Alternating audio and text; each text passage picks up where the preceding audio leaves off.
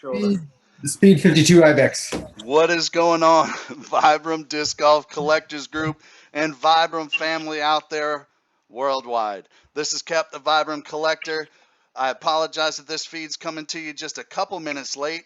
We had some technical difficulties, but we're just going to rock this thing on YouTube. We shared the YouTube link to Facebook, and we're asking you to take the link on Facebook and then share it on Facebook, okay? Let's get this out there for a chance to win. Mike is doing an awesome giveaway for those of you that are watching live tonight. So as you can see, Team Vibram Disc Golf hat. Those are very hard to come by. Those aren't something that you can just go to the store and pick up. So certainly look at that and be ready to share the post tonight. So we will be paying attention to the post that is out there on Facebook. We will also be paying attention to the live dashboard on YouTube. So if you make comments out there, go ahead and you can make your comments out there, and we will watch that as well. All right, let's see.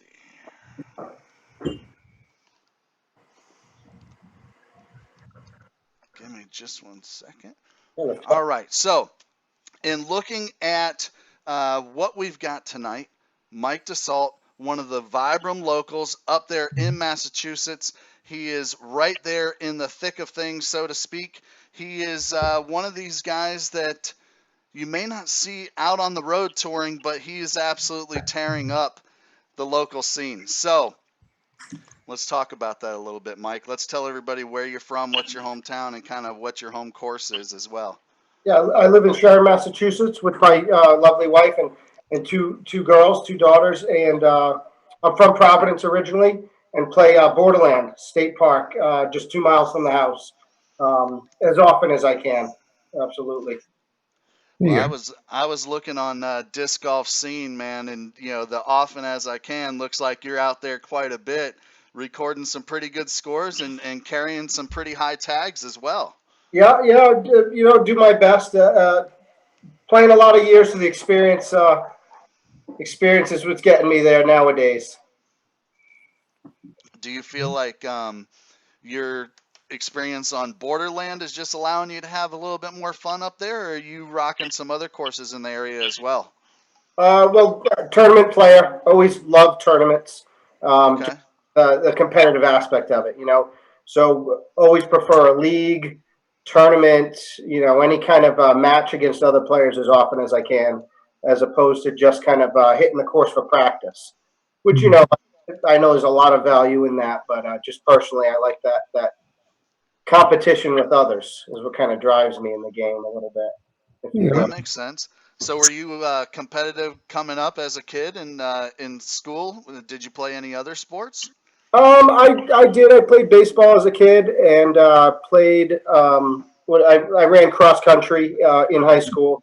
Didn't really play a lot of sports, but when I was, in college, I found ultimate frisbee. Okay. But really, kind of started my sports career was, the game of ultimate. You could be the quarterback and the receiver, and everything in between. Yeah. I like to run, so it was a good fit. And that's where I kind of found disc golf was, a group of guys grabbing their ultimate lids after practice and, hey, let's go hit the course. It was, I went to college out in Humboldt State University in California. And so we'd run straight up the hill into the redwood forest, and they had an 18-hole 4x4 post holes out there. Mm-hmm. And, nice. Throw around kind of cross training.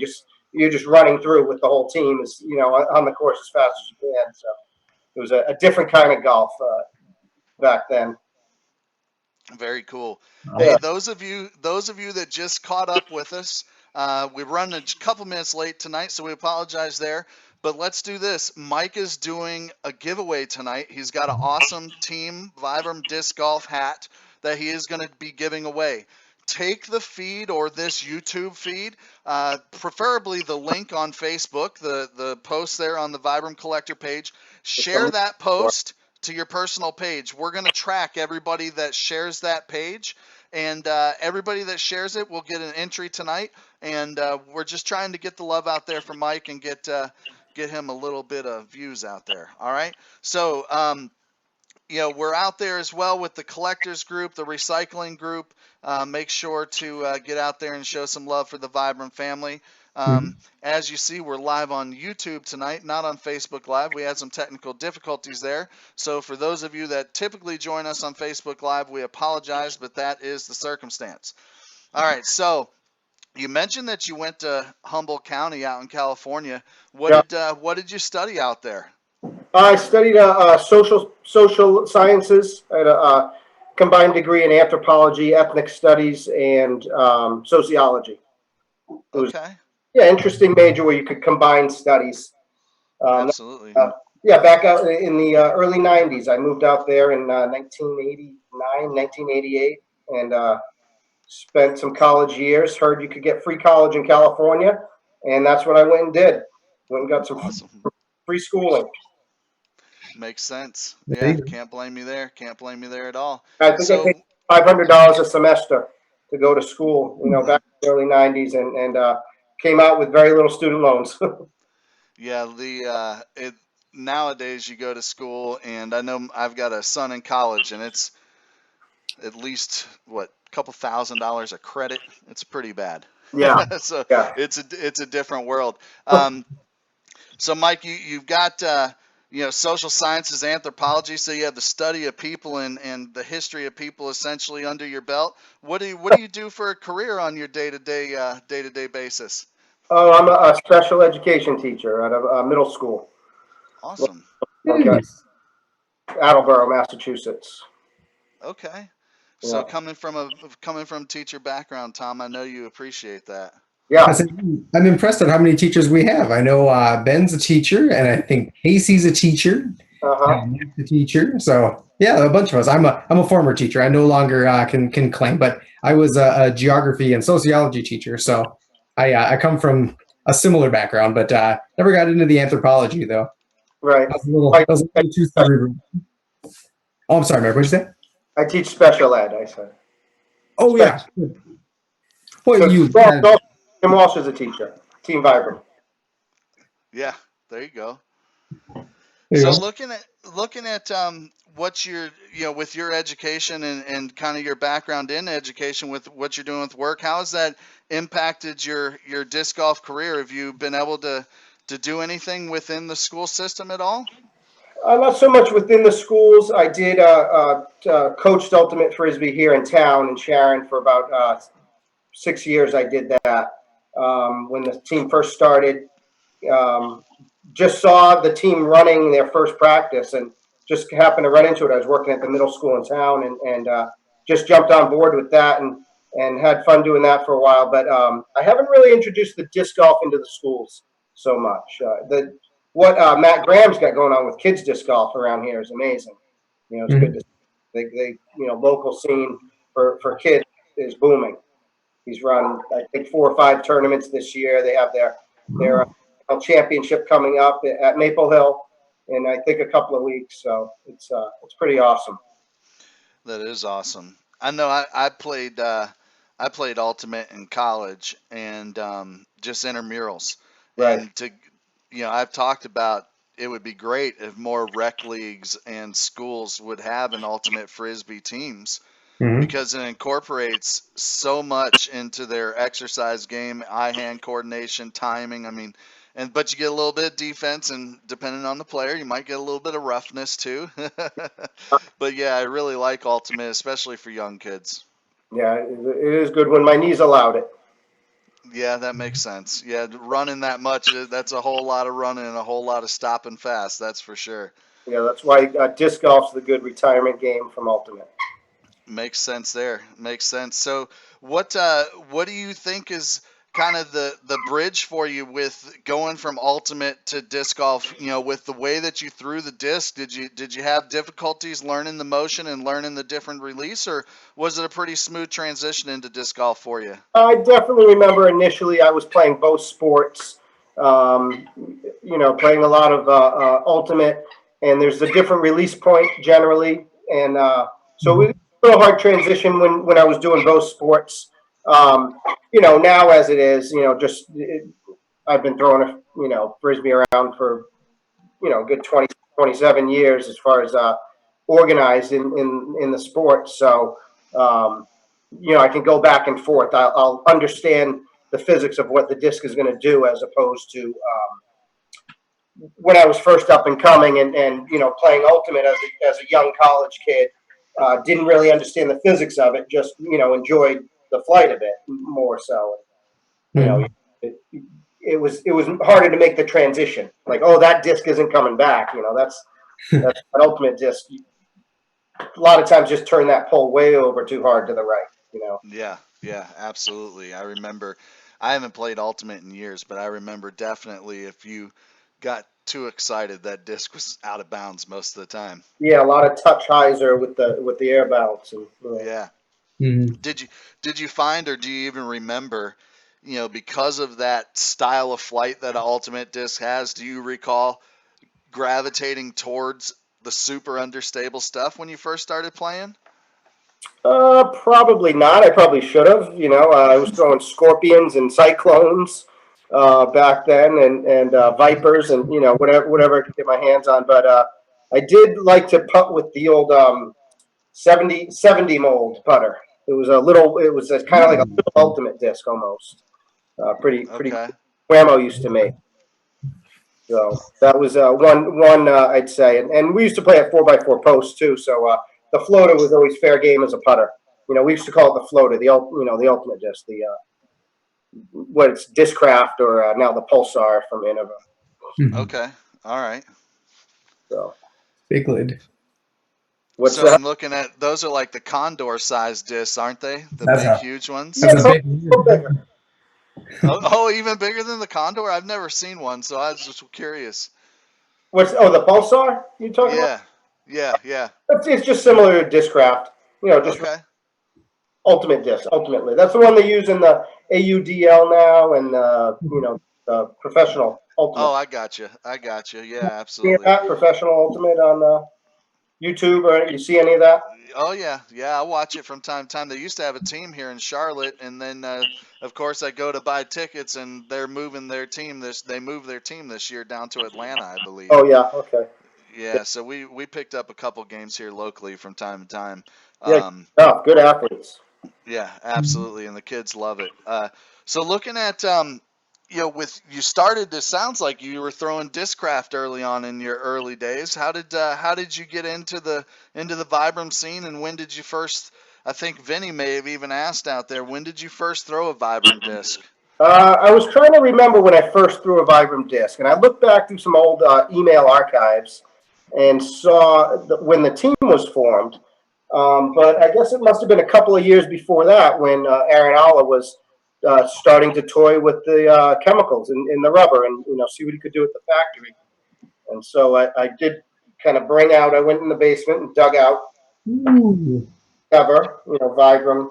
This is the Nice. old A and B, the QL Oh yeah, the super early. thing on the back. So it was the A and the B mold. This one I thought was especially sweet there, that nice little swirly pattern.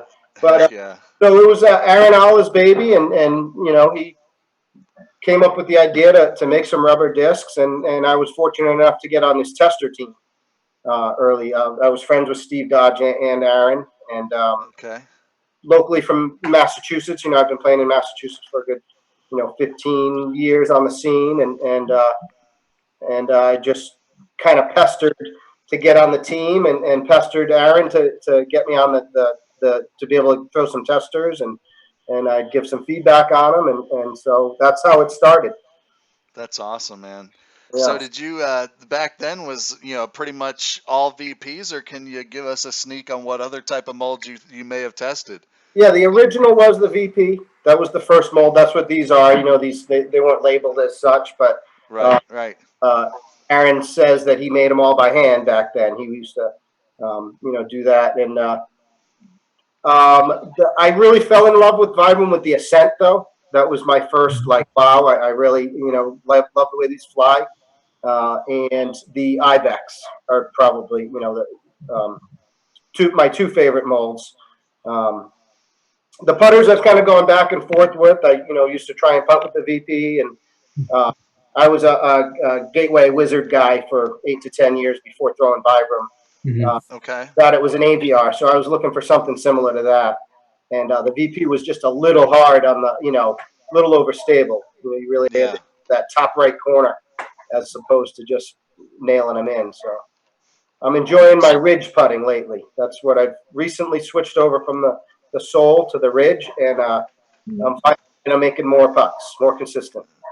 Really interesting. So what was the reasoning for making that switch? Were you just finding? For me personally, I know the sole it glides almost too much. Like I Yeah. can, especially if there's a headwind, it just picks up too much for Um, me. what was happening for me, I guess, over the last, I putted with the sole now for, I don't know, since they came out, I'm sure, because I did kind of love them right away.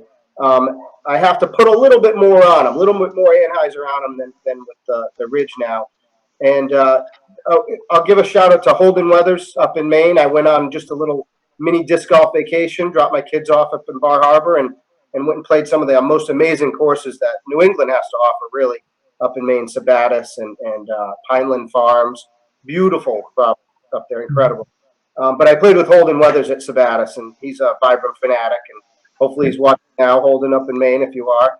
But he was the one that kind of, I was telling him, I kept chaining out left with the sole, just a little bit, just coming up short. Okay.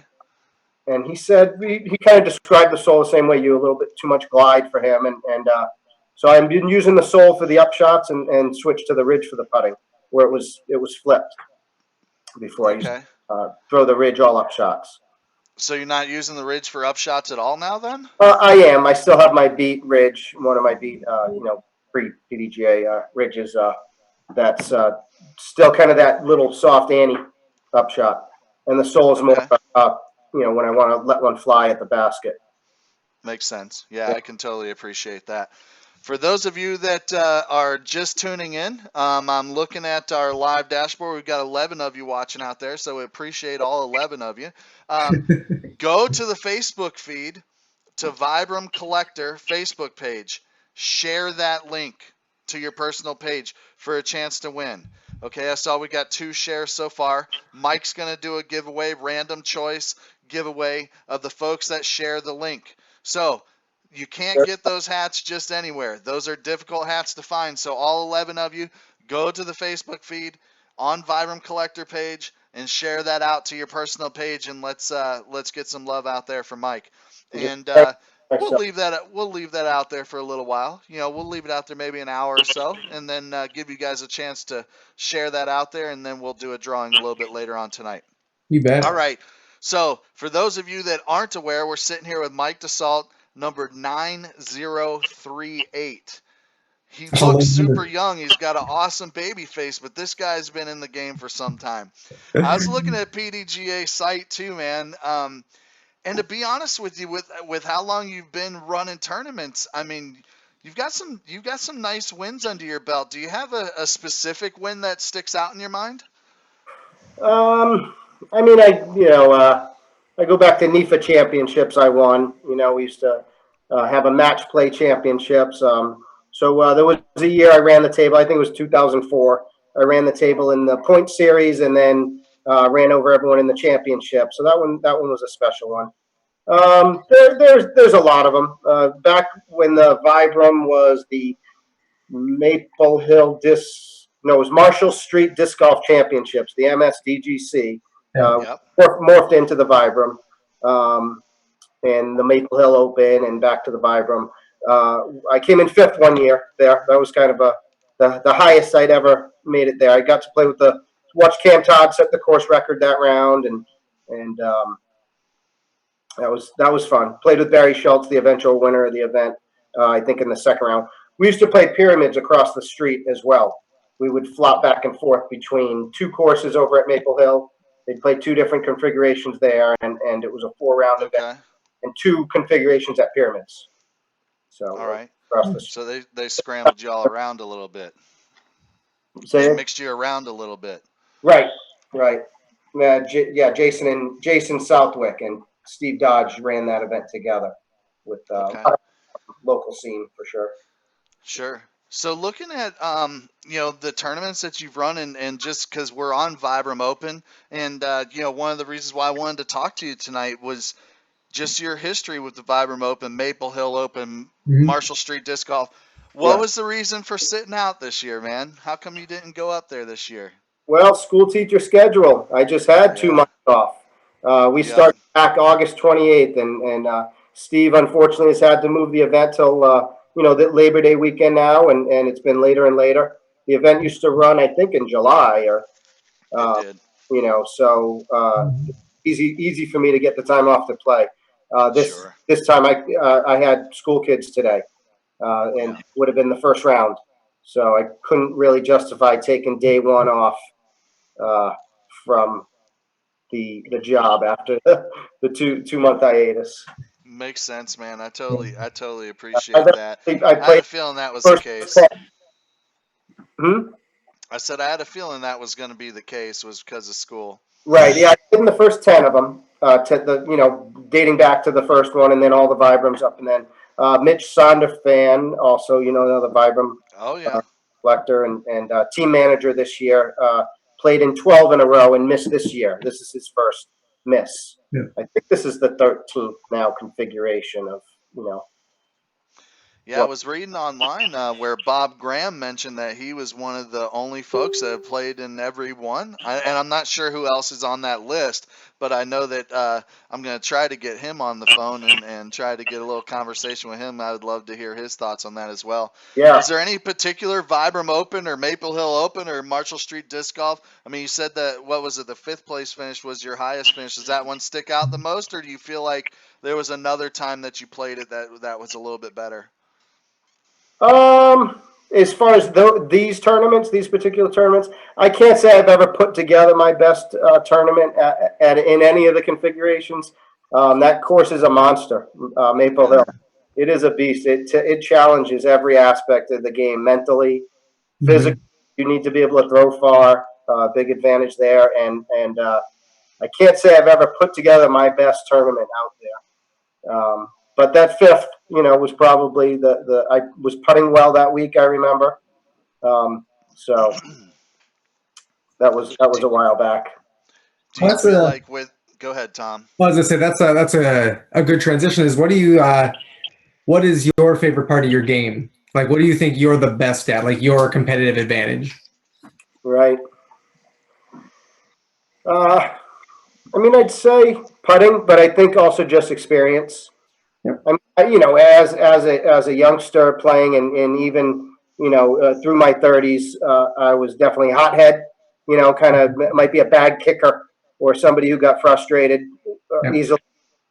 So being able to just keep my cool tonight at the local league at Borderland, I birdied the first 3 holes and then took a double bogey 5, threw out of bounds, and could have easily got really down on myself, and just being able to keep that cool head. I think that's probably what it comes down to. Well, it takes all strokes. Yeah, I mean, sometimes there's the big arms who are like, I don't have to be a good putter when I'm throwing 550. Then Yeah, there's the great putters who are like, I don't need to throw far because anything inside of 90 is golden for me. And then there's the second shot players. It's like I don't need to drive far or putt well because my upshot game is on point. So, and then yeah, there's like there's the keeping a cool head, not getting angry about a bad shot. So, yeah, and scramble. perspective. Oh, I'm sorry. What? Being able to scramble. I said a little scramble. Got to scramble. Yep. Good for That's my game. That's my game is the scramble game. But that's only because my drive's in the trees. That's usually what that's about. The old up I'm and usually down. I'm usually not hitting the fairways, but that's okay. That's all right. My scramble game's on point. That's how I learned the nasty VP tomahawk. the So fourth. is there a and looking at your game, you said that you're a good putter, but is there any type of funky shots? Are you a thumber thrower or a tomahawk thrower? Or you do anything crazy like that coming from the ultimate frisbee background? No, I throw my right hand forehand. I throw a backhand. The hammer is not a great shot for me. It doesn't jibe well with my shoulder. But forehand roller is what I was saying. Like that'll kind of be a good a good trouble shot Got some out of leakers. the woods. You can get out of a lot of trouble with a good forehand roller. Yeah. Are you what mold are you using for that throw? Are you throwing a rubber disc on that forehand roller? Absolutely. Lately, it's been I've thrown a track in the bag recently. I found an old beat up track, a nice firm one, and that's been a good when I need to kind of hard left with that forehand roller. Um, I'll throw the ascent, the kind of the beat ascent for that same kind of shot. Usually, getting out of trouble. If I'm trying to cut roll, I might be throwing the newer ascent or a notch or an old ace even if I really want to go hard to the right on the cut roll. So do you find that you're having to use the roller on distance throws too, or you just use it when you have to get out of trouble? Yeah, I will throw a roller, and it's not more of a distance throw, but more when I'm trying to navigate some trees when I see whatever the shape of the fairway when I see the roll. But I'm throwing like a beat, a very flippy unlace there. Almost it flat, even maybe a little hyzer, and the disc is going to stand up, and it'll end right. It'll end right even. Yeah, the unlace is crazy disc. Yeah, I've So made some crazy shots with that unlace in the last year or so. yeah, it's a fun one. I think the Onyx is like a unlace mini, and I'm getting some fun stuff out of the Onyx too. Well, talk about an ultimate throw. That's the ultimate pull. When you pull the ultimate disc, you're really down low by your hip. Release Yeah, this down here, and that's what I need to do with that unlace. And I will come way low and release that disc with a serious hyzer, and that thing will still finish right.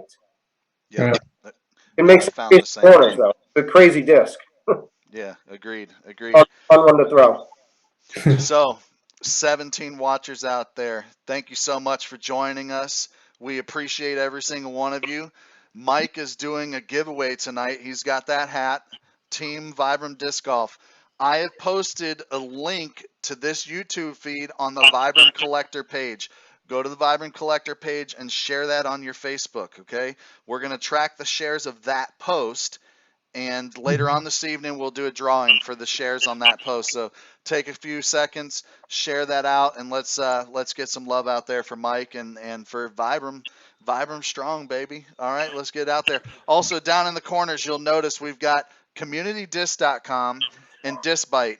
These two vendors are doing a lot of awesome things for the Vibram family. Community Disc actually launched their crags on their website today. I know Discbite has got the crags, I believe, in stock. He may have sold all his pre-orders, not quite sure. But these guys are going out of their way to do special things for you, so make sure to go see those guys. And I've got some other secrets up my sleeve, and we're working on some other vendors for you. So stay tuned for that. Mike, again, thanks for staying with us, man, and chatting with us. You mentioned a few moments ago the track being a roller and the ascent being a roller. So those are the old school molds.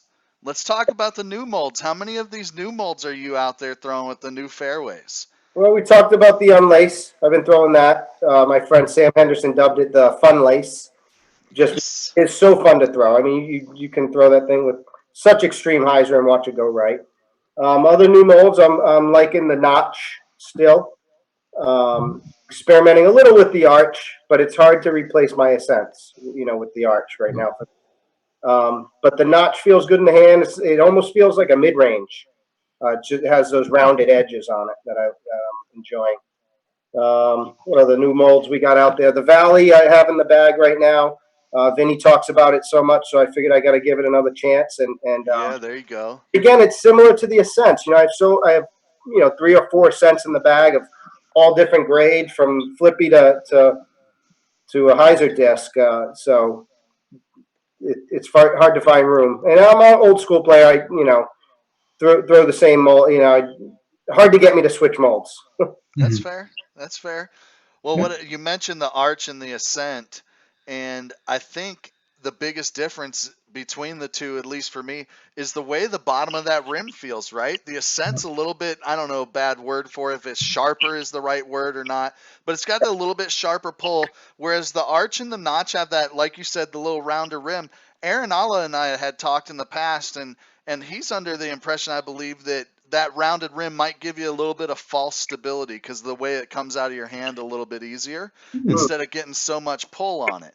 So I wonder if that's something that's a little bit curious about the notch. I would love, that's what I like about the Crag, that real sharp edge, Right. right? It snaps so hard off your fingers. Yeah, to me, it's more the traditional golf disc, the, not to compare, but T-Bird, like Right. back before Vibram was making discs, and that's more of what it reminds me of, that kind of a traditional disc mold.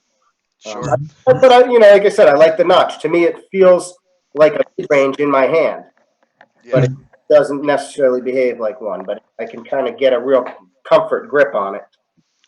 It flies a lot like the Proto Trek. Did you, I assume being on the early test team, that was something that you probably threw? Do you recall throwing it? I do, yeah, I do remember throwing those. I still have them. But Yeah, they're a lot of the fun. Proto Trek and that kind of morphed into, I think it became like the Proto Ascent became the track. I can't even remember all the different Yep. configurations because they did change those quite a bit back when they were kind of toying with that tooling and stuff. I'm sure Aaron would be better to speak to that kind of things than I would. I hear you, man. So looking at that, and the different toolings and the different discs that are out there, is there a particular disc in mind that you would love to see come from the brand that you're hoping that Jeff and team are working on, or that you may have even had a conversation about?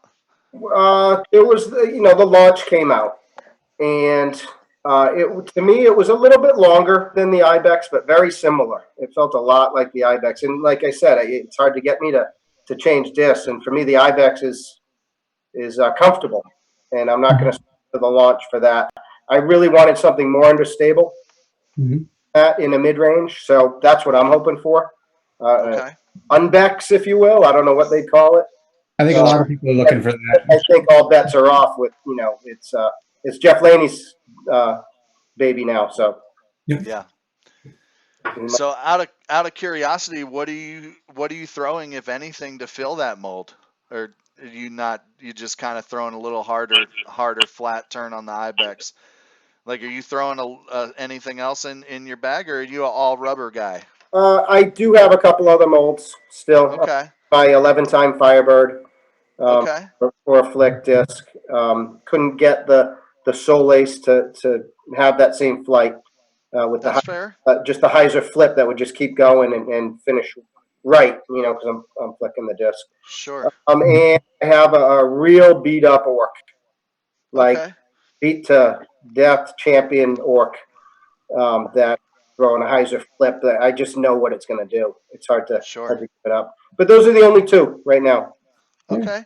Yeah, And those should, and everything's we're hoping that those will be filled in 2018 or 2019, maybe, if we can get the molds produced. I mean, that's the rumor on the street, right? Is that the 9 through 11 or 9 to 12? I'm not sure if that range is, the low speed drivers. I'm not sure how they even do that, but looking at that, right? Those are the gaps that we're hoping to fill. So maybe we'll get those two things out your bag this year. I hope so. I might be the last to know. Nah, we'll see. We'll see. So looking at the molds that you do have in your bag, what would you say is your favorite disc out of everything that you have there? Yeah, I'm gonna go with the Ascent. I'm gonna Okay. go 3 or 4 different Ascents. I can make it do a lot of things in the woods. That's cool. We Yeah. have a lot of Ibex guys out there, so it's nice to see a little switch up on the Ibex, See a Someone little breaking bit the of mold.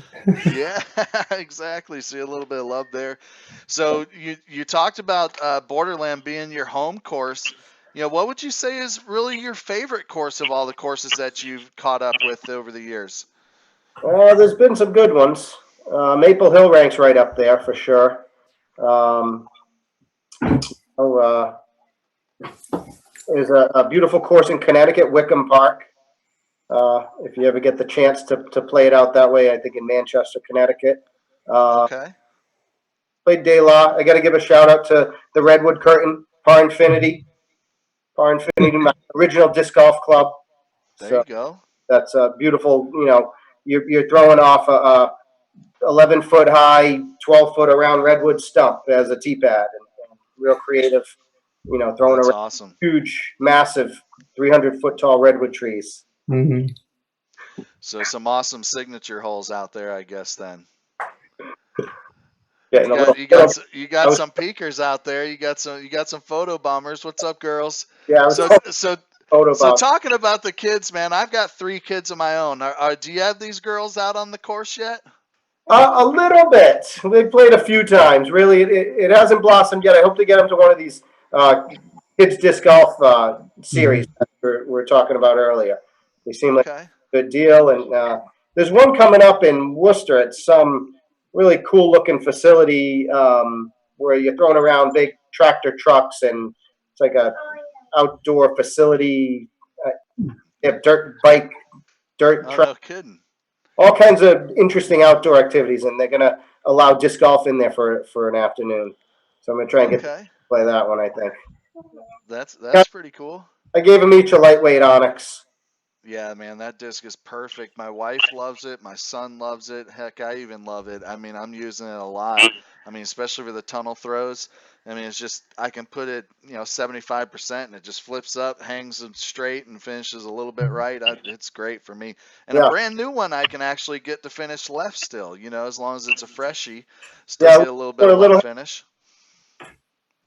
Wish Yep, that's they could get them a little heavier. yeah, yeah. I've got one of the red, white, and blues. The firm red, white, and blues they had, and those things are a treat. That's for sure. Yep, those are all gone. Yeah, yeah. Those are all gone. Is right. Well, So a couple of the. Go ahead, Tom. I was gonna say it's funny you bring up the when introducing a younger player or someone who hasn't played before, you give them an Onyx. And I was thinking of this the other day. I was like, if someone wanted to become a rubberhead, or let's say they never even played disc golf before, I think with the Onyx, we've now officially made what I would call like the Vibram starter pack. Is I'd give someone a Summit, an Ibex, and an Onyx. And be like, I think this is going to give you the best introduction to rubber without making you feel like you can't do anything with it. Ah, there we go. We had to take turns since the girls are out. All of those 19 people, I know you all. You're all awesome. Thanks for supporting us. Share that link.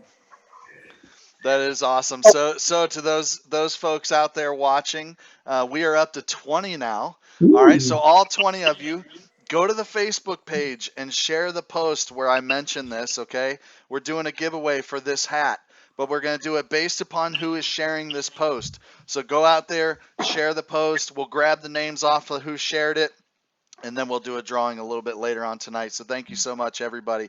Man, I'll be honest with you. I love the fact that your family is stoked and they're hanging out in the background and stuff. My family's hanging out downstairs, but they have fun watching. I'm sure that they're probably out there watching too. So I just think that that's one of the things that I'm not going to say that the other groups out there aren't doing, but I know for me, I found that the Vibram group is a little bit more family feel. Would you agree with that, Mike? I've always loved the Vibram page. I mean, I slowly blocking myself off of other, disc golf collector pages and Innova pages just because some of the drama you see on there, and just don't really need that kind of drama in my life. And it's always been absent on the Vibram page for sure. And never had a deal gone bad in any kind of sale or trade or giveaway of any kind that I can remember. So you guys do a great job of moderating the page, and I think just the rubber lovers out there are respectful. Yeah, that's for sure. I It's important. think that that's critical. And one of the things I know Tom would agree with this is all of you Vibram sponsored players that we've had the opportunity to chat with so far, and I'm sure the folks that we're going to chat with coming forward, all of you guys are class act. And that to me speaks. Okay, so I'm not the top traveler. I'm not traveling and hitting 17 pro tours or whatever, but I'm out there showing a solid, good name for this brand, and Yeah. every person that I come in contact with would say good things about it. And I think that's awesome, man. And that's why I want to spend some time chatting with you and just get to know you a little bit better, and Sure. let the Vibram community out there get to know you a little bit better as well. So some of the folks in wanting to get to know you a little bit better had put some questions out there. So Chase Hayden was asking, what is your favorite Vibram Ace story with the distance, the tournament, if you recall, and how did you celebrate this favorite ace? Favorite ace, definitely. I'm not someone who throws a lot of aces. I think I tend to throw at the base of the basket, maybe to a fault. And but I got a ace at a Minuteman. It was a doubles tournament played back. I don't know, must have been 5 or 6, 7 years ago, maybe something like that. And I birdied the first 2 holes, a couple of tough holes, got a couple of nice birdies, hitting some long putts in the snow. And the third hole of the tournament just pured it with this scent. Oh, it was a old purple swirl ascent I still have somewhere in a box, and just smashed chains and went on to win the tournament by about 6 strokes. I think we shot around a 10 under and then 8 under as a doubles team, and that was exciting. Get those. Heck yeah. That is awesome, man. So that's cool. So what another thing you're talking about playing tournaments earlier and how that's really your main push and what you really love to do. And Wade Fisher asked out there, what kind of special steps are you going to prepare for a tournament? How do you go about doing that? I mean, are you playing so much in that style that you feel like you're always ready? Well, I mean, 26 years of playing. A lot of times I think I'm always ready, and I'll drive up to the course and jump out of the car and head to the first hole, and that's usually a mistake for the first 6 holes of play. Um, I used to like to go to the course early and play at least 9 holes before tournament and warm up that way. Now I'll tend to go and throw 10, 12 shots in the field and putt for a while. I think that's Okay. the way for me. So and look with your warm-ups, are you just using your stock discs or that you typically would throw with, or do you have a special set of discs that you're warming up with, maybe some heavy stuff? Yeah, no, I'm just pulling discs out of the bag. Just, Okay. throwing, remembering how they fly, seeing how they're flying in the current wind or the current temperature conditions, and how I'm feeling, and just, getting used to the game bag, the game discs. Makes sense. So Yeah. with the bag that you've got right now, is it all older discs that I mean, you said that you've taken you a while to pull from molds, but are you still cycling in new ascents, or are you just throwing all discs that you've had forever? Yeah, I mean, I'm a obsessive collector. I have a lot of small number of cents that I can always cycle in first run of cents. Still buying them now when I can. Um, so I feel like I have a pretty endless supply that'll keep cycling in. Mhm. Are you cycling in the old stuff in the soft, the firm, or the medium, or all three? Generally medium, just Really? because Okay. I have a hard time finding some of the real firmer stuff. I want to see a firmer. I know a lot of Vibram aholics out there want to see the real firm again. Yep. Yeah. So some of the old discs that I pull out, I'm like, wow, yeah, these are firm. And one of the things with Vibram is it doesn't tend to skip, for good or bad. Yeah. Yep. It hits the grass, I find, and it just kind of catches. You're not going to skip a lot. Yeah, I've found that as well. I think that was one of the things that I liked about it early on was that I could aim at something because I was definitely much more of I'm going balls out and I'm going for it, like I wasn't a finesse player, like I'm going for this thing, right? And what I liked about Vibram was that typically I missed, but I didn't miss as bad as when I missed with plastic because I'd get that stinking skip at the end and I'd be 90 feet coming back, Right, instead of 40 feet coming back or something. right. See, So yeah, that was something I there's only loved. one shot I can think of that you'd want the skip for, and it's that 11-time Firebird. Like, there's a number of holes around Minnesota that play like a wicked, like 120 foot down the Yeah, fairway, and then it takes a 90-degree turn. yeah, And you bury the notch or you bury that 11-time FAF Firebird early, hoping to get that big rooster tail. I mean, right. to have that like hit and then completely change directions 90 degrees, not gentle. We're talking Right. like on a dime, and that's I think the only shot I can think of that you'd want that skip. Yeah. So if I could get maybe a Solus and a super firm, it might do that same thing. Yeah. But for now, it's still the 11-time Firebird, Well, unfortunately.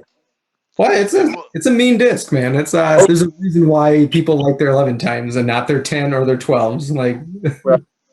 Yeah, I got a handful of those saved up too. So is there one of the other questions that Wade had out there talking about tournaments again? He wants to know, did you ever have a tournament out there where you just had a terrible score, but then you had an amazing recovery and you finished strong? I can remember tournaments where, 10, 12 stroke swing between first and second round, and came back, or even sometimes the other way around, which is not as good. But yeah, just, in general in tournament play, like when I'm feeling the best and just like you feel like you're in a zone, like you know where that disc is going to go when it leaves your hand, and you're not really thinking about how to throw it anymore. That's when you're really feeling it, and less thought in the game and just pure throwing. Makes sense. So do you find that when you're approaching that tee pad that you know what disc you're grabbing, with the variations that you have of ascents and tracks and that sort of thing? Are you going to your bag, you walking up on a tee pad and you know, like, hey, this disc is going to do that, and I know this one's going to be a little bit more left? I mean, what kind of thought do you give to that typically? Yeah, well, it depends on the course. I mean, Borderland, I played hundreds of thousands of thousands of rounds out there probably in the years, and so I know what I'm going to throw probably on every hole. Although I tried the Valley tonight and almost threw it out of bounds, where the ascent might have got me there. But no, yeah, I'd say, yeah, lost my train of That's cool. thought. That's all right. Hey, man. Hey, we're all there. I know how that is. yeah. That's okay. I know that looking at where you're going with these tournaments and just in your local scene. I mean, I checked out the NIFA forums, and your name is all over that for years, man. Years. I was scrolling. I was like, goodness, all the way back to 2005, all over the place. And one of the things that I tripped across, just reading and just researching who the heck this guy Mike is, and I come across this stuff that's talking about you helping out with some course design. So, Oh, what kind of courses have you helped design, and how did you like that experience? I had a couple of different experiences with it. Design course property I was living on out in California with an old buddy of mine. Um, 27 holes. I mean, he had quite a property to work with. It was way out in the middle of nowhere, literally, um, in the California hills, and but it was an amazing piece of land to work with. So I learned a lot about course design, I think, through him. Peter Crossman, X-Man, we used to call him. He's since passed away, unfortunately, but another shout out to my Par Infinity roots there. But so I learned a lot about course design there, and been contacted a couple times. A local Eagle Scout project wanted to design a course, so I went and helped him out as best I could. Um, and yeah, just here at Borderland, having a part in that, and just consulting where I can. I mean, I like to give back. I thought for years I'd start some kind of a disc golf consulting. I could do lessons, sell golf discs. And I just find I like to give, I like to give the advice. I like to tell people how, where I can help them. You see beginners on the course, and I don't want to ask them for money. I want to help them golf, and maybe it's the teacher in me, part of that. And I like to teach the game almost as much as I like to play it. Well, it's funny that you say that, because one of the things that was brought up out there, Jimmy brought it up. It says, what is it like being one of the only people mentioned on a disc golf pro tour trading card as a mentor? I thought that was pretty awesome, man, that Sam Henderson gave you a shout out there. So talk about that relationship. I mean, you got a Lat 64 guy giving a Vibram guy some love on his card. I mean, that's forever and ever amen, right? That's awesome, man. Yeah, it was really touching, actually. Sam, if you're watching, and I told him in person that he was an ultimate player. He played for the Rhode Island Rhinos, I think they were, or the Rampage. I think the Rhode Island Rampage. He was an ultimate player, And he showed up locally to play golf, and kind of just enjoyed playing with him. He was a lefty, and he could throw it a mile, and very smooth, and just taught him a few things. He already had a lot of frisbee skills, so there wasn't a lot of teaching I had to do. But I guess I made it. I had an impact on him, and it meant a lot for him to put that on the card. So Yeah, it that's. really did mean something. Do you feel like that's something that as you get older that you'll find especially with your kids coming up that it might be something that you may try to move towards still? It could happen. Never know what the future's going to hold, for sure. I hope my kids get into the game. I've never really pushed them to play. Sure. They'll enjoy it when we go. The few times we've hit the course, they say that was fun and let's do it again sometime. So that's the way I want it to be. If I'm pressuring them to play Yeah. and they're not enjoying it, I won't get them out there ever. So Yeah. give just the right amount of balance, and they don't want to take lessons from me. I think I got to get them a lesson from another top professional. Yeah, I Little can understand dad. that. I can Well, understand that. So speaking of that, one go ahead, Mike. Go ahead.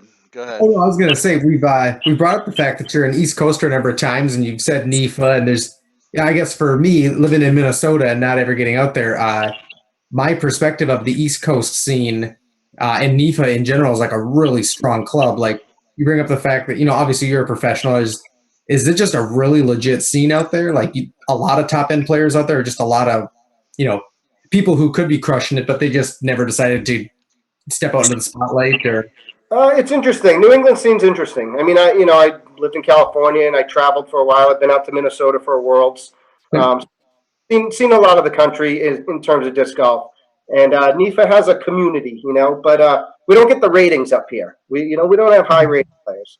Maine's starting to kind of bust through with a couple of thousand raters, but we never have really. We've never had high rated players, and I guess it's probably accurate. We have long winters and maybe don't get the same practice time, and you see. When we play on a national level, we're not at the top often in New England. Okay. That's changing. That's But changing. You're coming up. coming up. Players. Well, it is with the kids disc golf. I mean, that's where it's going to start. You see the players in the world started playing when they were real little. I mean, Nate Doss. I remember watching him play in Santa Cruz.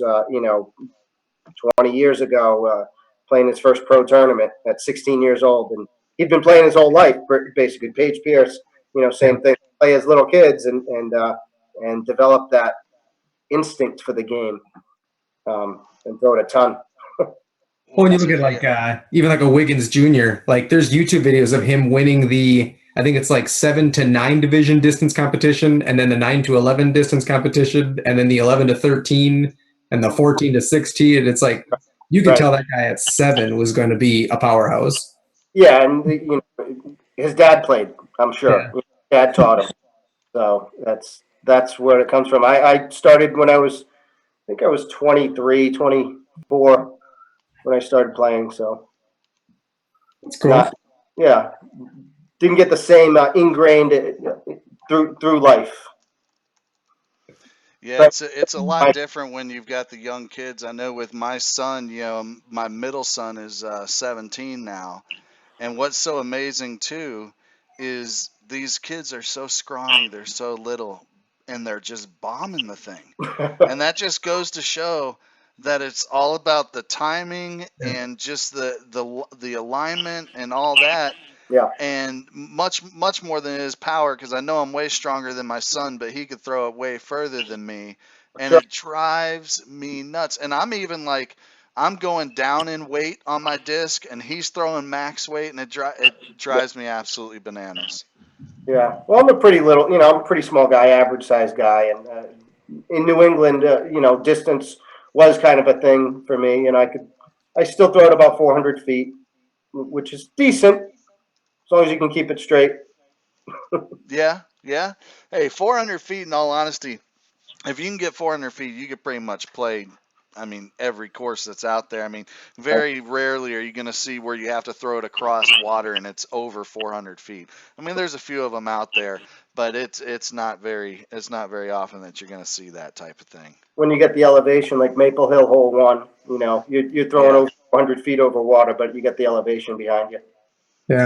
Yeah, that's true. That's true. Well, Tom brought up weights. What kind of weights are you throwing? I've always been a max weight guy, pretty much. But lately, I'm almost 50. I've started to throw some lighter discs. 168, not too much lighter. You know, Okay. mid 60s. I'm liking it though. Getting good results with a little bit lighter. You know, my arm speed might be a little bit slower than it was 10, 15 years ago. Well, Sure. yeah, it's all about making changes to your game. I mean, there's got me not to be too theoretical, but I mean anything could change. You could disc up or disc down. You could weight up. You could weight down. You could change your release angle or not change your release angle. I mean, there's like a mad scientist. There's all these little things that you could flip, and I'm a firm believer you got to find the one that works best for you. You know. Yeah. Well, that's the unlace has been working for me, and I've never thrown something so understable in my life, you know. And I've been getting some crazy long distance and creative shots with that disc. It's a lot of fun, like I said, to throw. It is. Gotta So love. those of you out there watching, again, we appreciate you staying with us.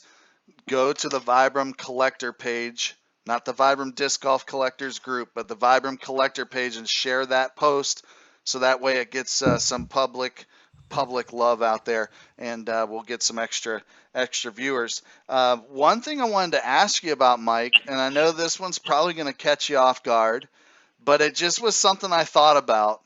And one of the myths, the mans, the legends in that area is Jarrell Davis. Red sweater. You have any experience with the red sweater vest, man? You got any Oh, cool Jarrell oh man, I stories? got stories. I get stories. I'll tell you where the red sweater vest came from. Oh, let's do it. Let's do it. This is history. My mom is a thrift shopper, and she found this vest that she thought I might like at a thrift store, Savers, local thrift store, and gave it to me with a pile of other clothes. Some I liked and some I didn't. And I think I had them in my car. Gerald, it must have been, I don't know, 10, 15 years ago, somewhere in that range, 10, 12 years ago, that I gave him this sweater vest, and he accepted it. He liked it. He thought it was great, and started playing tournaments in that sweater vest immediately. And he is playing tournaments to this day. He is wearing that thing to tournaments in hot, humid August. That's awesome. It's unbelievable. A That is couple of years awesome. ago, Jay Redding was wearing the vest at the Vibram at the putting contest. I have some video and photos of that. It's pretty hilarious. I have seen a video, or not the video, but I have seen a picture of Jay Yeah. pimping that thing. Yeah, I'll tell you I'll what. post to the page. I'll post one later to the page just as a reminder. Again, Yeah, you'll but have to do that's that. where the best came from. I thought it was hilarious. He thought my mom had knitted this thing or something, and that he was under some impression that it was the man knitted sweater, and she bought it at Savers, and I didn't like it. So, so the Vibram Red VPs that came out were inspired by your mom's sweater find, huh? Oh, I don't know if the 41D red disc had anything to do with the sweater. You don't think? That was the story I heard, man. That was the story I heard. I heard it was Gerald Red. That's what I heard. Yep. Who told you that one? I don't know. You know how the stories go throughout the years. I'm sure that it got twisted and tied together somehow. I know he threw a ton of them. I've got one of his VPs, and maybe that was what it was. He just loved throwing that disc. Yeah, he did. He did. Yeah, he's not throwing Vibram anymore. I don't think. He might have one or two left, but That's all right. We'll give him a pass. He's yeah, a good he's Gerald. dude. I know that. Yeah, he's a legend out there. In his So I own know that way. I know that there's a lot of guys out there that you've given some advice to over the years, and you said that was really the part of disc golf that you've enjoyed. So what kind of just kind of to close us out for the night and just kind of wrap up. First let's give a shout out to any type of sponsors that you got other than Vibram, or just folks in general that you want to give a shout out to. But then I wanted you to give us some advice on what you would tell a first time player, some new folks out there that are just getting into the game. Sure, I'd love to. Give a shout out to Vibram Disc Golf. Been supporting me since 2010. March of 2010 was the origination of the team, with the original 11 team members back then, and they've been supporting me ever since. And it's made me feel like a true professional, and let me take my game to the next level. Throwing the rubber and just feeling like there was a company out there supporting me. So I appreciate everything they've done. My family supports me in allowing me to play the game I love, and just having the job that affords me the time and the opportunities to play. So just a shout out there. Shout out to Par Infinity, the club I started playing with, Mike Belchek, my disc golf mentor. You can look him up, PDGA, old time California player, NorCal player, well known throughout all of the PDGA and the disc golf scene. Just how much of a family the game has been to me, and how much it's meant to me over the years.